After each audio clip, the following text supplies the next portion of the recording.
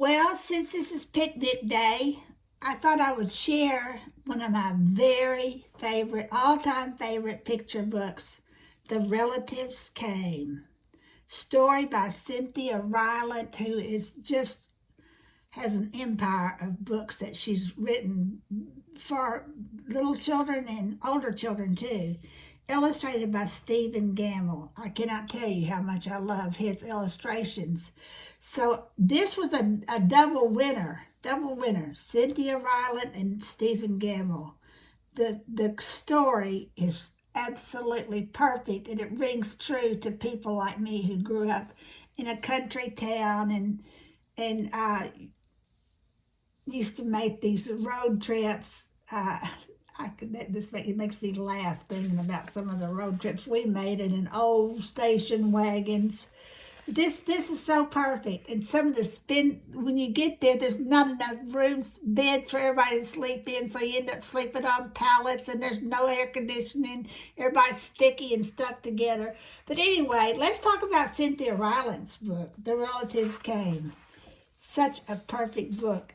In the illustrations, I cannot tell you how ideal these illustrations are. See, they got their suitcase packed, their tennis shoes ready, and their teddy bear to sleep. Perfect, perfect illustration. Well, they had an old station wagon that smelled like a real car. And in it, they put an ice chest full of soda pop, and some boxes of crackers, and some bologna sandwiches, and up they came from Virginia. They left at 4 in the morning and it was still dark before even the birds were awake.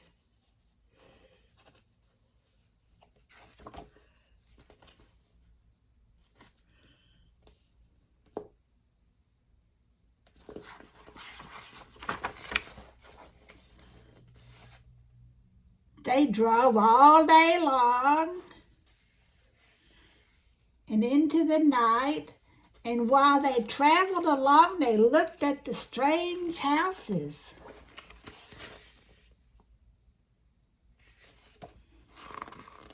And different mountains, and they thought about their almost purple grapes back home. They thought about Virginia, but they thought about us too, waiting for them. So they drank up all their pop and ate up all their crackers and traveled up all those miles until finally they pulled into our yard. Literally.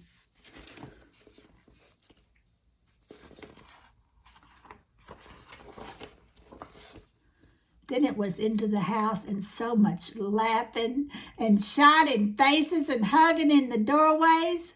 You'd have to go through at least 4 different hugs to get from the kitchen to the front room. Those relatives. The relatives weren't particular about their beds, which was good, since there weren't any extras, so a few squeezed in with us and the rest slept on the floor, some with their arms thrown over their closest person, or some with an arm across one person and a leg across another.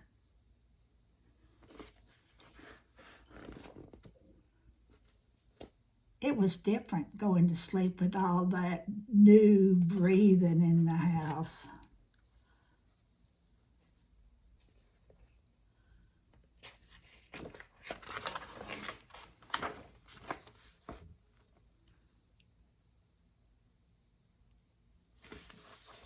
The relatives stayed for weeks and weeks.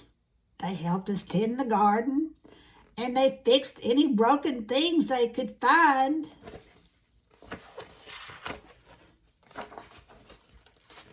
They ate up all our strawberries and melons, then promised we could eat up all their grapes and peaches when we came to Virginia.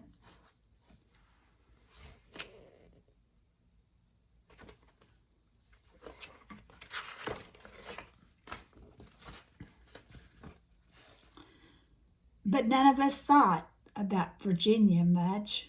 We were so busy hugging and eating and breathing together.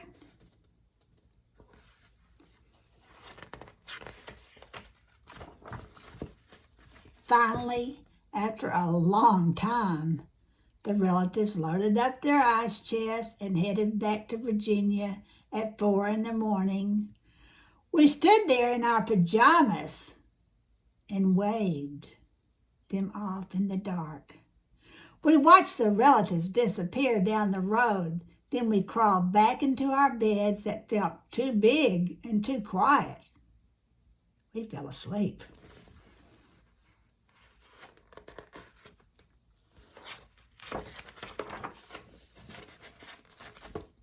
And the relatives drove on all day and into the night, and they traveled along. And while they traveled along, they looked at the strange houses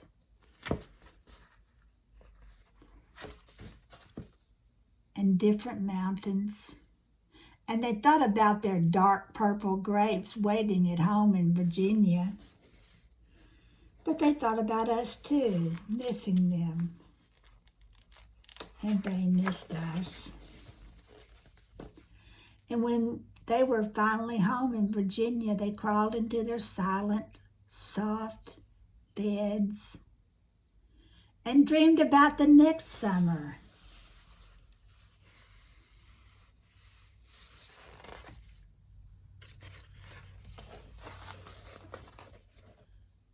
This, in my opinion, is a perfect book. I wanted to stop. So in fact, you probably felt me stopping. Wanted to stop 2 or 3 times and show you. Look at this illustration.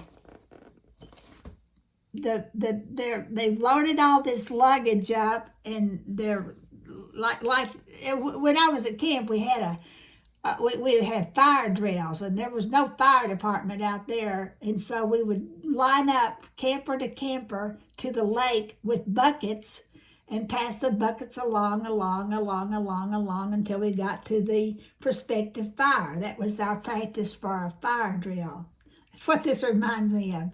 All these suitcases loaded up, waiting for Ma to place them just perfectly, and Pa to tie some on the top, and guess what? Their engine isn't even working. So somebody's out there working on the car, getting ready for the trip. And this little flag right here, that means that there's mail ready to be picked up. Wonder where they're sending mail. Not where they're going. Maybe they are. They had an old station wagon that smelled like a real car. Then you have to be old and understand what that means. Boxes of soda pop and boxes of crackers and some bologna sandwiches. And they left at 4 in the morning. I cannot tell you how many vacations I took as a child. And we would leave about 4 in the morning because we knew it was going to get hotter. Our parents did. And they wanted to travel a long distance before the car would get hot because there was no air conditioning in the car. They left before the birds were even awake. And look what they did.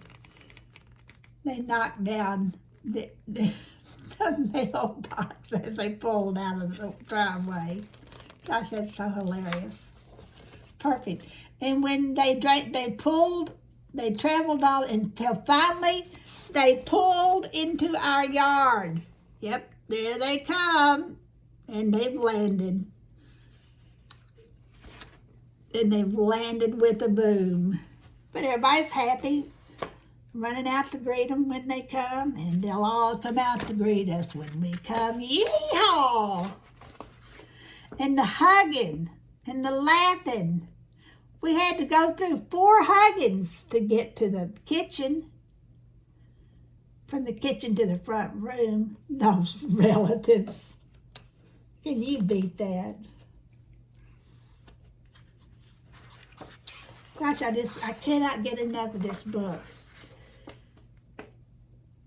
And feeding the dog. The dog is part of this book too. In fact, I'll show you in just a second what I noticed when I was reading through there. What are they doing? They're holding kids. They're probably not holding their own kids. They're holding somebody else's kids and their kids and anybody's kids that need to be held. And they slept in the oddest and strangest of ways. And there, that dog sleeping in there too. The hound dog sleeping right there along. And there wasn't a new rough room for the people, but the dog was with them. And the windows are open. I write several things. I've written several memoir pieces about lying awake at night with my window open and the breeze coming through. Not enough, but some. And this one cracks me up. They helped in the garden. They stayed too long, and then someone's even cutting someone's hair. I guess that's a grandfather cutting his kid's hair that's too long. Oh, this book just cracks me up. But that's not mentioned in the text. That's just something Stephen Campbell threw in there.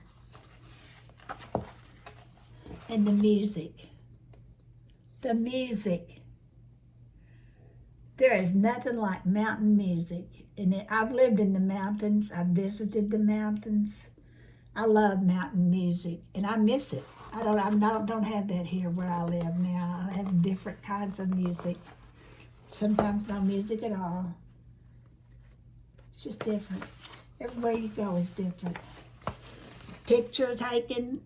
That nobody mentioned that in the text, but there we go. Let's take a picture, all for the USA. This book, they got it from the table. Can you see that picture of the dog in there eating the what's left over on the plates? And to balance the frame, there's always that station wagon right there, compositionally, and suggesting that they're not going to stay there forever. Finally, they all loaded up and drove away, waving by, people with hair curlers in their hand, luggage falling off the top of the station wagon. Driving, and started when it was dark, drove through the dark, crossed a river, and it doesn't say that here. This is an element in literature. Crossing a body of water to get back home. In the secret gardens, we see the moor, which the little girl thinks is a body of water, and where the wild things are. Max had to cross the body of water to get to the wild things, and were those the wild things, those relatives? I don't know. And they had to cross the body of water again to get back home.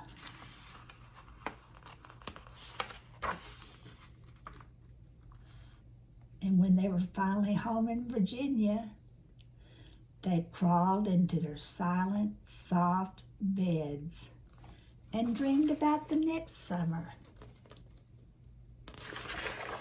Can you beat it? Can you beat this book? This is absolutely a masterpiece. Thank you, Cynthia Rylant and Stephen Campbell. Perfect.